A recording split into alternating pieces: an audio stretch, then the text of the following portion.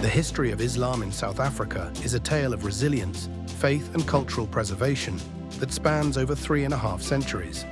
Unlike many other regions where Islam arrived through conquest or trade, the Islamic faith came to the southern tip of Africa primarily through the tragic circumstances of slavery and political exile.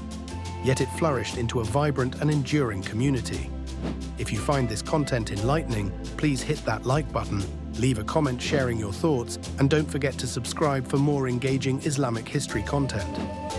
Our story begins in 1652 when the Dutch East India Company established a refreshment station at the Cape of Good Hope. Labor shortages soon led to the importation of slaves from various parts of the Indian Ocean world, including Indonesia, Malaysia, India, and East Africa.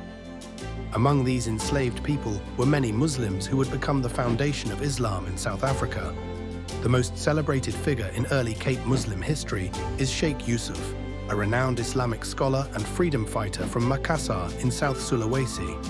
Born around 1626, Shaykh Yusuf was a prolific writer and theologian who had studied in Mecca and was well versed in Islamic jurisprudence and Sufism. After leading resistance movements against Dutch colonization in Indonesia for over a decade, he was captured and exiled to the Cape in 1694, where he remained until his death in 1699. Shaykh Yusuf established the first madrasa, or Islamic school, at the Cape and is credited with formally organizing the Muslim community there. Another significant figure was Sheikh Abdullah Qadi Abdus Salam, originally from Tidore in the Moluccas, who arrived at the Cape in 1667 and later founded the first mosque in South Africa. The early Muslim community faced significant challenges in practicing their faith.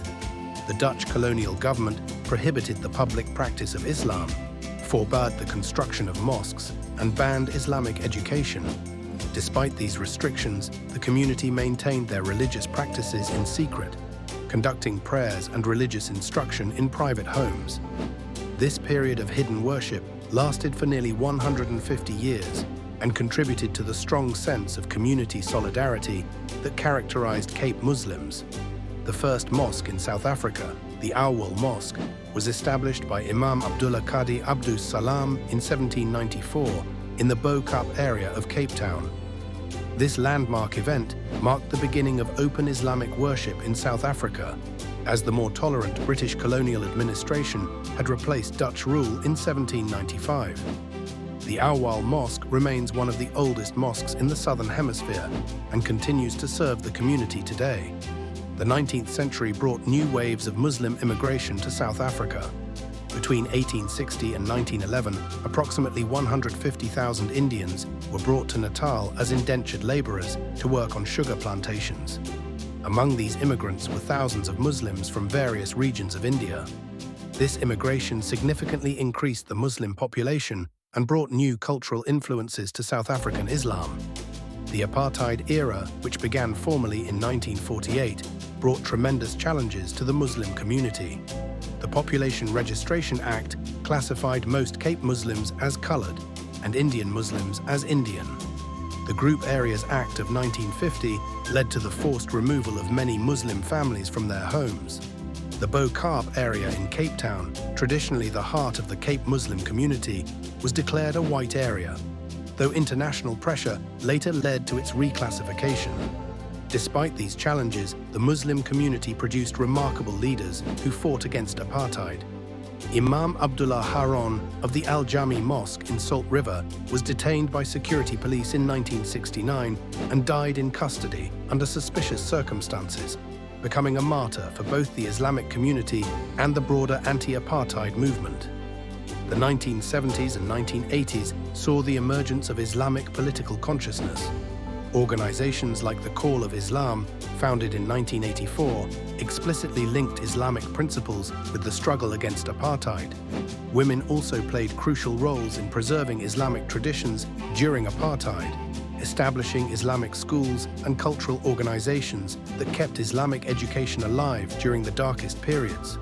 The end of apartheid in 1994 opened new opportunities for the Muslim community. Today, South Africa is home to approximately 750,000 Muslims, representing about 1.5% of the total population.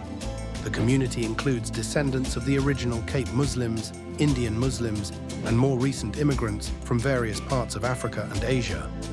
Contemporary South African Islam is characterized by its diversity and active participation in the nation's democratic society.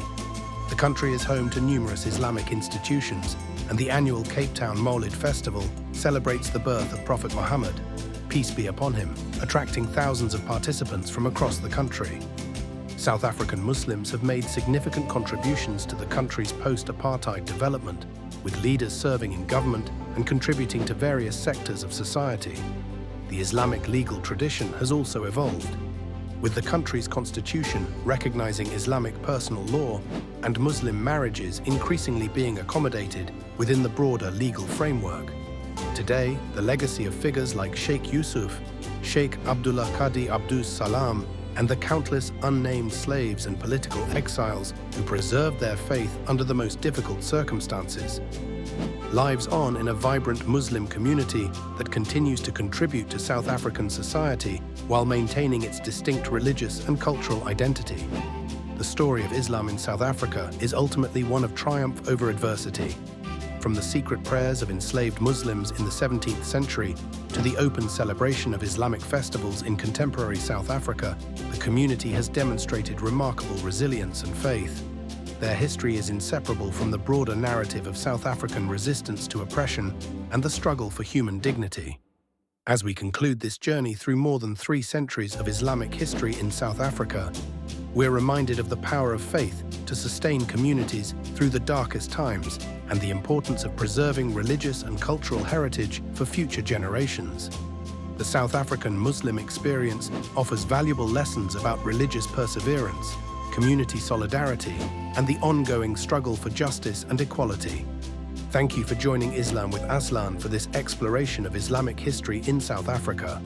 If this content has enriched your understanding, please show your support by hitting the like button and leaving a comment below.